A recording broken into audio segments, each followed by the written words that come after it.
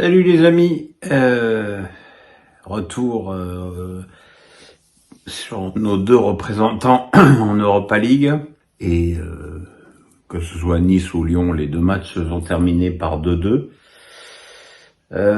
Nice a eu une belle réaction d'orgueil pour revenir de 0-2 avec une jolie frappe enroulée de Boga et une reprise au deuxième poteau d'Ali Chaud sur un super centre de Klose.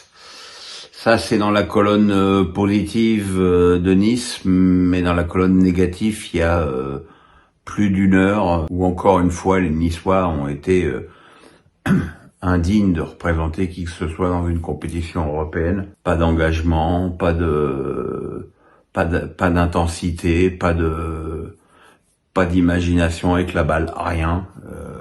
Face à une équipe de Twente qui en plus jouait assez joliment au ballon et qui a très logiquement pris 2 buts d'avance. De toute façon, je suis pas certain que ce match nul qui fait que Nice a royalement 2 points en 4 matchs change quoi que ce soit à l'avenir européen très hypothétique du gym. Mais bon, voilà, je pense que Francaise va essayer de construire un argumentaire sur la réaction d'orgueil de son équipe.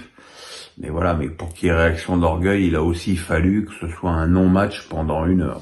Et puis Pierre Sage avait fait son choix entre le derby contre Saint-Étienne dimanche et ce match à Hoffenheim, qui est quand même royalement 16e de la Bundesliga. Il avait fait son choix, puisque l'OL a attaqué ce match avec 10 changements, avec même Rémi Descamps qui faisait ses débuts sous le maillot de l'OL dans le but. Longtemps, le match a été assez inintéressant, parfois joué sur un rythme qui ressemblait fort à un match amical.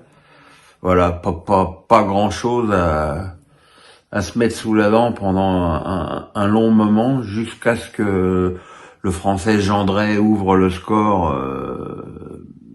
pour Hoffenheim.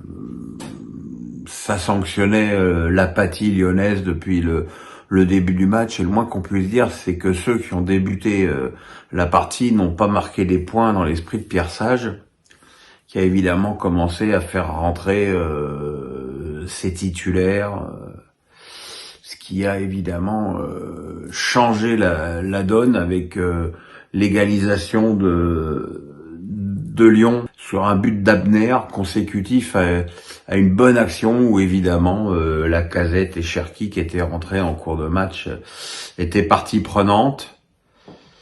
Et puis bizarrement, ce match qui avait été profondément inintéressant pendant de longues minutes est devenu assez emballant, avec 2 équipes qui soudainement avaient envie de gagner, alors que franchement ça crève pas les yeux au début du match.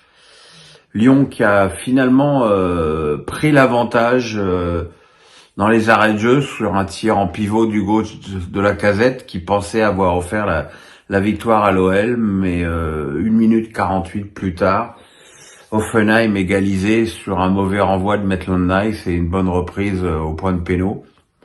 Voilà, ça fait un nul, ça fait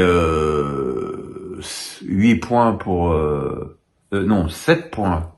7 points pour l'OL, donc voilà, évidemment ça aurait été mieux avec une victoire, mais bon, je dirais que compte tenu des circonstances, finalement c'est un résultat pas si naze. Mais bon, très franchement, je me demande si avec cette nouvelle formule de la Ligue des Champions, cette Europa League n'est pas encore un peu plus déclassée qu'avant. Parce que voilà, j'avoue que j'ai eu beaucoup de mal à me passionner, que j'ai trouvé le temps très long depuis 18h45 ce soir. Voilà, et ben écoutez, fin de cette 4e journée européenne. Demain, le retour des pronos mythiques de Pierrot et de son royal 3/9, qui était mieux que le 2/9 de la journée d'avant. Samedi, débrief des premiers matchs. Dimanche, de la fin de la journée.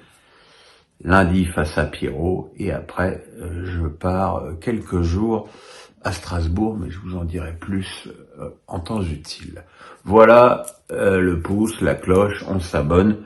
Passez une bonne soirée, mes petits chéris.